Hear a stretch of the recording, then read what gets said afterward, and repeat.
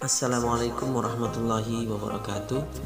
Alhamdulillahi rabbil alamin. Allahumma salli wa sallim wa barik ala nabiyyina Muhammad wa ala alihi wa ashabi ajmain. Sahabatku semua yang dimuliakan dan dicintai oleh Allah Subhanahu wa taala.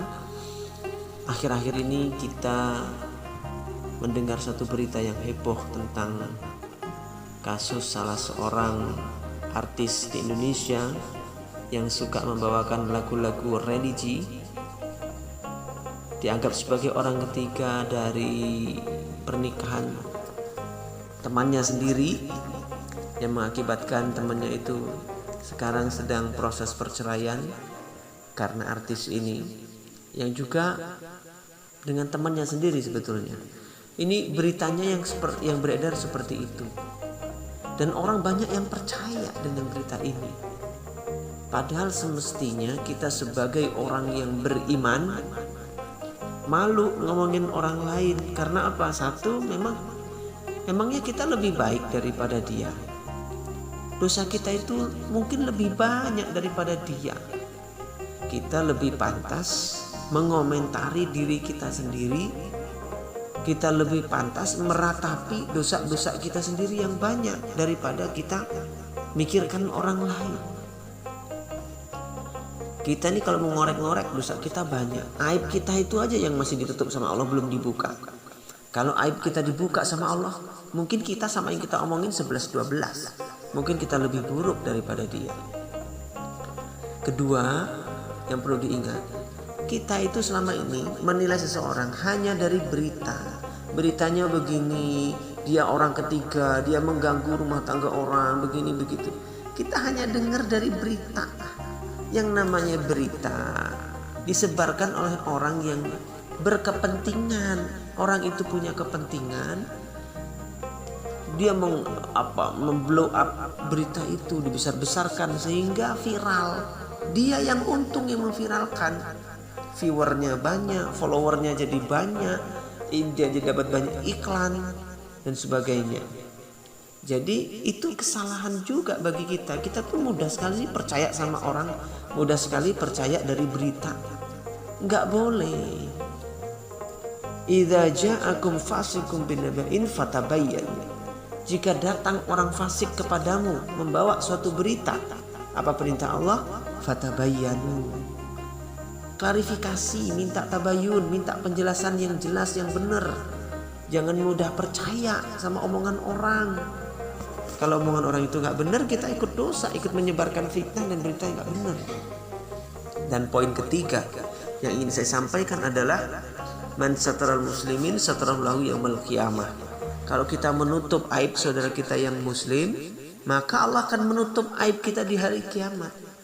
Maka dengan berita viralnya kasus artis ini yang disebut-sebut sebagai orang ketiga, perusak rumah tangga orang lain, maka kita harus menutupinya. Tak perlu kita sebut nama orangnya, kita sebutkan berita-beritanya, kita cari-cariin. Waduh, jangan begitu. Sebaiknya kita tutupi aibnya.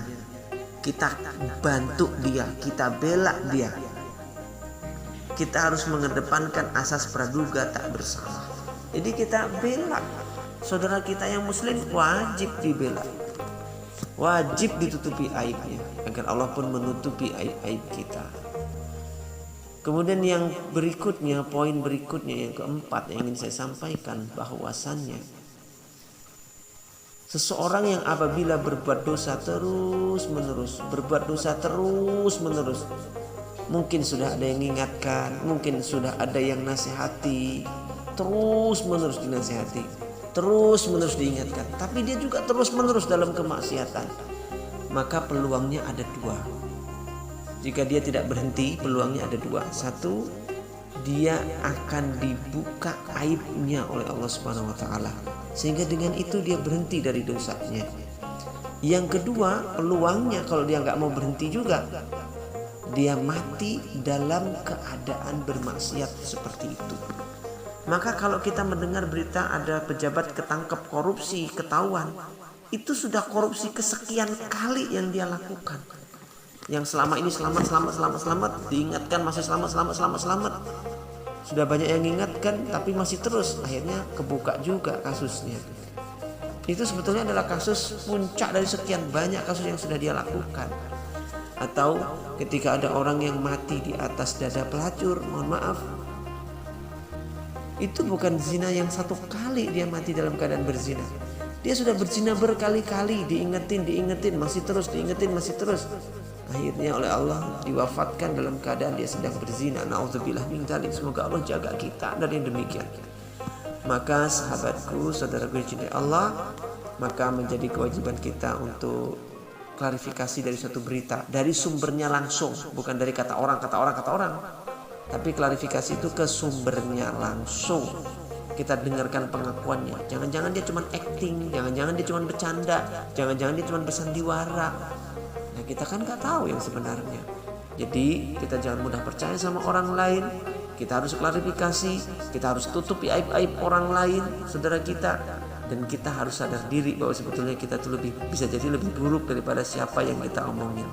Demikian, mudah-mudahan bermanfaat. Assalamualaikum warahmatullahi wabarakatuh.